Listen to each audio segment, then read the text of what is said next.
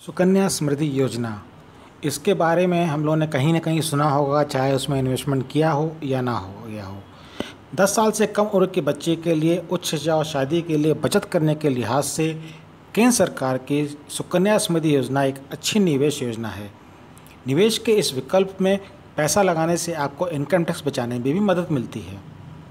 जो लोग शेयर बाज़ार के जोखिम से दूर रहना चाहते हों और फिक्स्ड डिपॉजिट्स में गिरते ब्याज दर से परेशान हों, सुकन्या समृद्धि योजना उनके लिए बेहतरीन कदम साबित हो सकती है।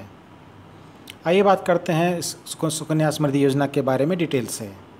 सुकन्या समृद्धि योजना बेटियों के लिए केंद्र सरकार की एक छोटी बचत योजना है, जिसे बेटी बचाओ बेटी पढ़ाओ स्कीम के तहत लॉन्च किया गया है।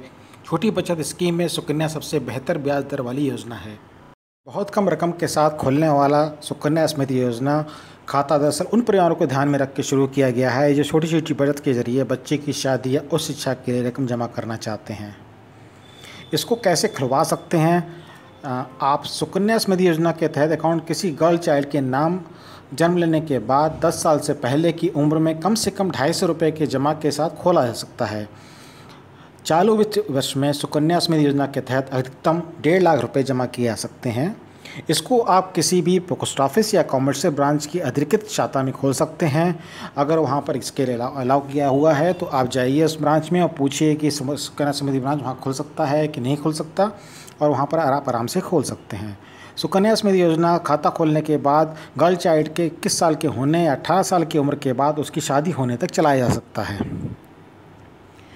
सुकन्या समृद्धि योजना में 18 साल की उम्र के बाद बच्चे की उच्च शिक्षा के लिए खर्च के मामले में 50% तक रकम निकाली जा सकती है।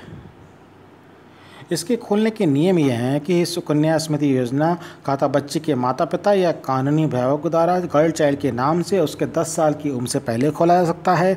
इस नियम के मुताबिक एक बच्चे के लिए एक ही खाता खोला जाता है और उसमें पैसे जमा किए जा सकते हैं। एक बच्चे के लिए 2 खाता नहीं खोला जा सकता है। इसके लिए बच्ची का बर्थ सर्टिफिकेट पोस्ट ऑफिस या बैंक में देना जरूरी होगा। इसके साथ ही बच्ची और अभिभावक के पहचान और पते का प्रमाण पत्र भी देना होगा।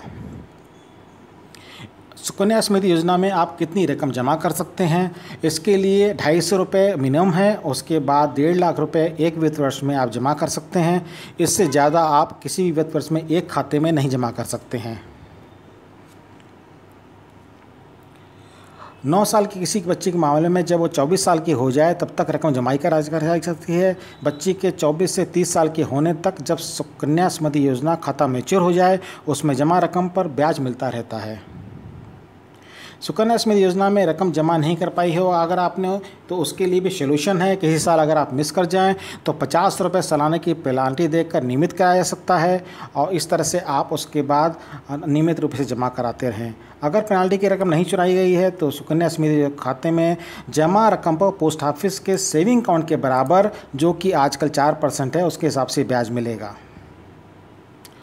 इसमें आप रकम कैसे जमा करा सकते हैं? इसमें कैश, चेक, डिमांड ड्राफ्ट या ऑनलाइन भी पैसा ट्रांसफ़र कर सकते हैं। आजकल नॉर्मली ऑनलाइन सिस्टम हो गया है तो बहुत इजी रहेगा अगर ऑनलाइन सिस्टम के थ्रू पैसा इसमें ट्रांसफ़र कर दें, और जिस दिन ये पैसा ट्रांसफ़र हो जाएगा खाते में रकम चली जाएगी, उसी दिन से इसमें खाते में ब्याज मिलना चालू हो जाएगा।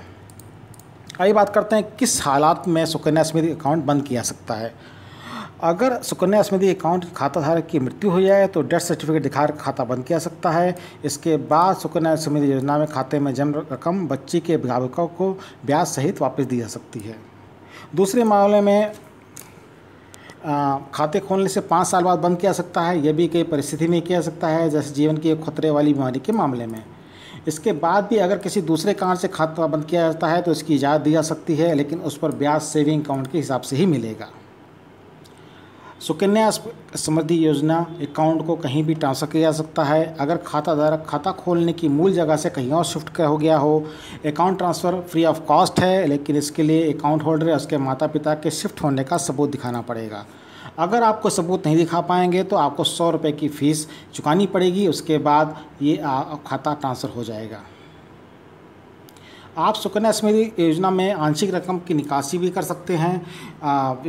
वित्तीय ज़रूरतों को पूरा करने के लिए सुकन्या समृद्धि योजना खाते से आंशिक निकासी की जा सकती है। इसमें उच्च शिक्षा और शादी ऐसे काम हैं। इसमें योजना में पिछले वित्त वर्ष के अंत तक जमा राशि का 50% निकाला जा सकता है।